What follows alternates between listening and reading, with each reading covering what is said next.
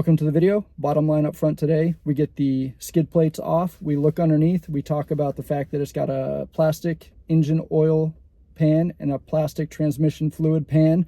Not a big deal, but I was surprised at the beginning. So it is what it is. Glocks are made out of plastic and they're awesome.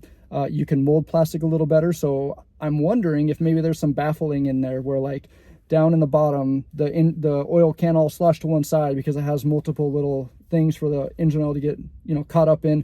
That way the oil pump is actually sucking oil all the time and never going to cavitate. So in the end, plastic's probably fine. A lot of cars are using it now, so it's not that crazy. We go through where the engine oil drain is. We go through where the engine oil filter is, and then obviously the fill. When you try to find the engine oil filter, it is just one of those like plastic covers. When you take it off, then you just have the actual paper filter that you replace, and then you put the cover back on. I was expecting the old school Fram where it's like the whole thing, you unscrew it and then you screw a whole new one on.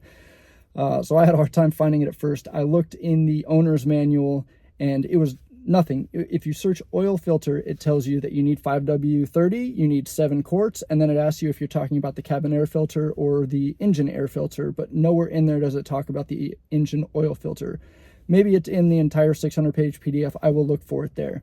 So I also looked up a couple skid plate options for this because I've had a couple people ask me, wow, there's nothing protecting the transmission fluid pan. So yes, right now I saw 2 different options. One over in Europe, and it was a 3-piece set where if you got all 3 pieces, it's going to cover everything from your engine pan, transmission pan, and your transfer case. 2 of those already have little skid plates on them now, but this is 3 big beefy ones that cover from side to side. So that would be about $1,300 US, and then you got to get it shipped out here. The other option I found was a single piece that goes back, does not cover the transfer case, but it does cover the entire transmission and the engine oil pan. That one was $1,100 and $275 in shipping, so a little over $1,300. And the one they had a picture of was of a right-hand drive vehicle where the fuel tank's on the opposite side. And then I thought it was, maybe the picture was reversed, but it also has a painted drive shaft, and they don't have those in the US. So I'm assuming that that's for a right-hand drive, maybe in Australia or something like that. And there's a part that goes to the opposite side of the fuel tank. So that one would not work on our trucks. And I did shoot them a note to ask them if that's just a generic picture and they have a left-hand drive version. So as soon as I find out, I'll let you guys know. But to be honest, I'm probably going to wait a little bit until they get a little bit more mass produced and I can get something locally. And until then, I'll just be a little bit more careful. So I'm in uniform today because we had a guest speaker at school and I didn't bring a change of clothes other than my gym clothes, and those are already disgusting. So it is what it is. I wanted to get this video put together and up on YouTube as quick as I could because it was fun getting under there, and I'm curious what you guys think about it. And then I will get it up on a lift this weekend and get better footage underneath instead of me just crawling around like a crazy monkey underneath my truck. And I couldn't get it up on the ramps that I have because they kept sliding out. So those are going in the garbage. I liked them in the past, or I didn't like them, but I used them in the past, and no more. I'm going to get an actual jack and jack stands. So that's what's going to be in the video today. If that's all you wanted to know, boom, you're done. Have a great day. If not, enjoy the rest of the show, and we'll get back to you tomorrow with some car stereo information. All right, some of you asked me to get this skid plate off and see what to wear. I was a little disappointed to see that it was metric. I just assumed it was going to be 5/8, but of course it's 15 millimeter.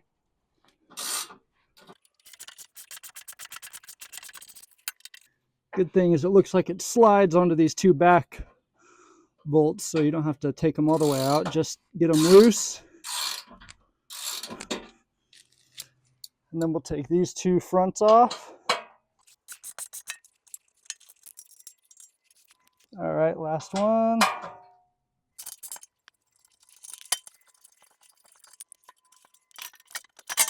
All right.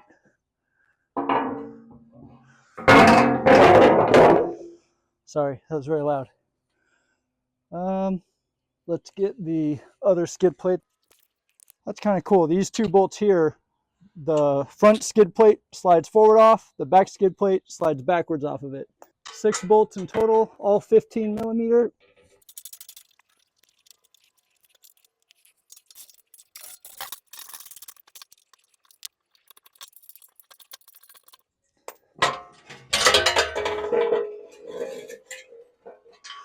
Okay, we're in the clear. I tried to put this back up on the ramps again, and the ramps slid out, and the car came down pretty quickly twice. So not too happy about that. Let me see what we can do here. So right here, let me get you caged in on where we are here. So front of the vehicle, took both skid plates off. The big bash plate in the front had 2 bolts up here and then 2 bolts there that it slides into.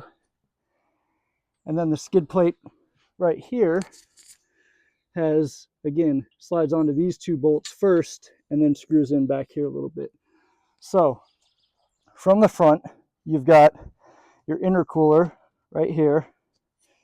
And as you come back, we'll go straight up here so you can see you've got on this side your 2 charge pipes from both turbos. And then this is the cold side charge pipe heading up to the intake right here. I don't know what that is. Someone who's more mechanical can tell me. So we're going to get under here and look for the oil filter.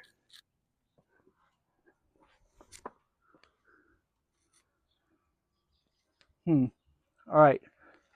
So front diff going across. Looks like your oil drain is right here.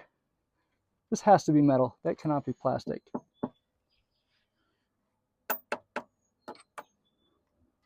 I think it's plastic.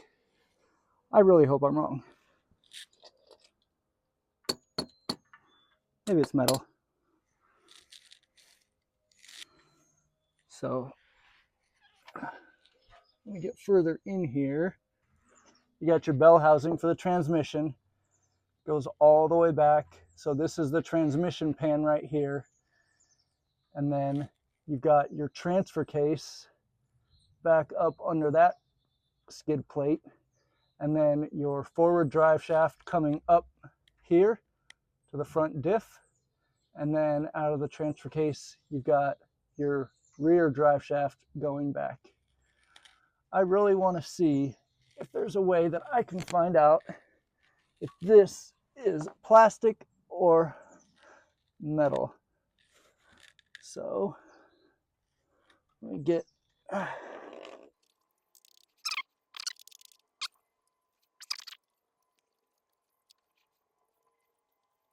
all right, you can see that is the tiny little coil of plastic that I just shaved off, and I just touched the exhaust and it was freaking hot. That was awesome. So little tiny piece of plastic shaving off of the oil pan. Sorry, the transmission fluid pan. I gotta read it again because my mind is just a piece of shit this morning. God, I can't fucking make my mind work. I don't know. This is the first car that I've had that had a plastic oil pan as far as I know. So, interesting. I'm going to put these skid plates back up and go from there. But whoever told me that I was mistaking the transmission pan with the oil pan, you are absolutely correct. Thank you for the correction. Now that I get under here and see where everything is, it makes a whole lot of sense. Again, so front of the truck, and then coming back behind this brace, you've got the engine oil pan here. Then it goes into the bell housing, the whole 10-speed transmission back through here. And I'm flipping upside down now. And then out of that, actually, we'll just get back there and show you because it goes all over the place. And I'm going to put everything back together. Cheers. See here, I'm going to try to find the oil filter to see how to change the oil filter. But there's the fill, and then there's the dipstick. So that's on this side. Maybe I'm just missing something. It should be obvious, but I am not seeing it anywhere. I know, like on a Toyota, it's right here and you just screw it off from the top, which is super convenient. We'll get back under and look again from there.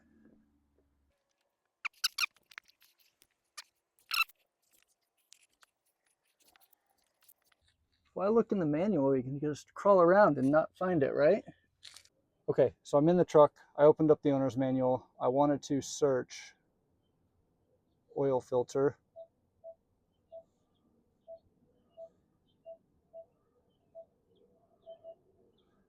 And search. Changing, nope, not fuel filter, sorry. Placing, what? Did I not say oil filter? Oil. Change.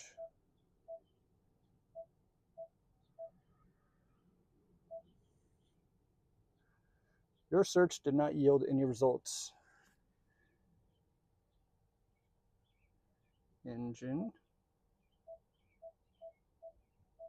Oil. Search. Engine oil dipstick capacity. Adding capacity. Coolant. Checking oil level. Capacity. That's interesting. We can see how much it has. 7 quarts. That's a lot.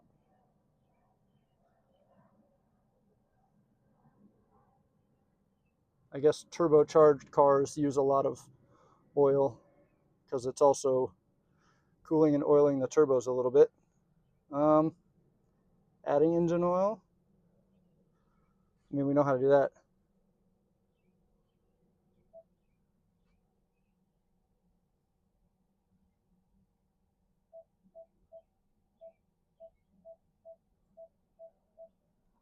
Oil filter.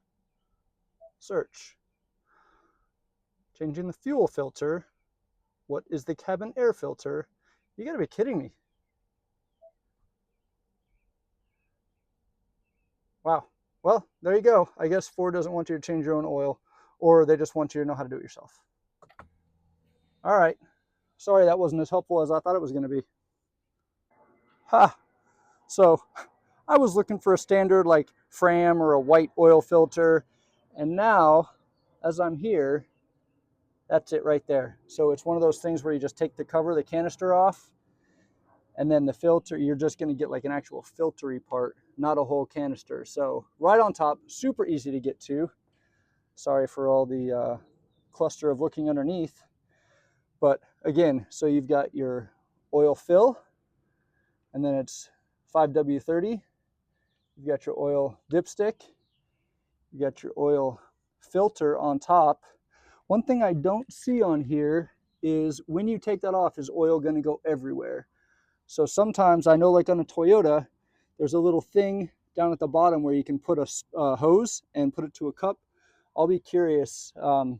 My guess is open the drain plug below, crack that open, and just let it drain down into this part here, and you won't have a bunch of oil. So oil change in this thing should be pretty darn easy. Just take the skid plates off, and you really only have to take the rear skid plate off. So that's just 2 bolts out and 2 bolts loosened. And then filter, fill, dipstick. This transmission is big. I know it's 10-speed, but holy crap, it's like 3 feet long. I wonder how much transmission fluid it uses. Anyway, that's it. I'm gonna put it together now.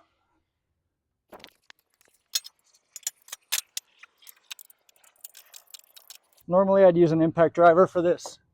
Since the first time doing it by hand with a ratchet, I don't want to strip anything out or do anything crazy. I wanted to feel how tight everything was, make sure it wasn't stripped from the factory, and then go from there. So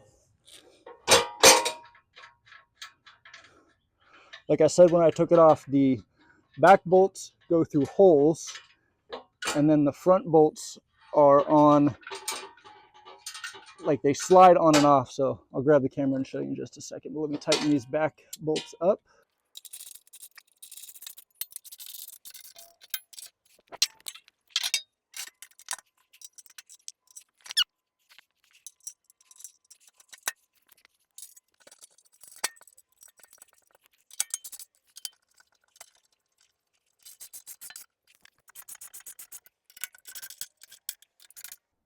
All right, it's all buttoned back up.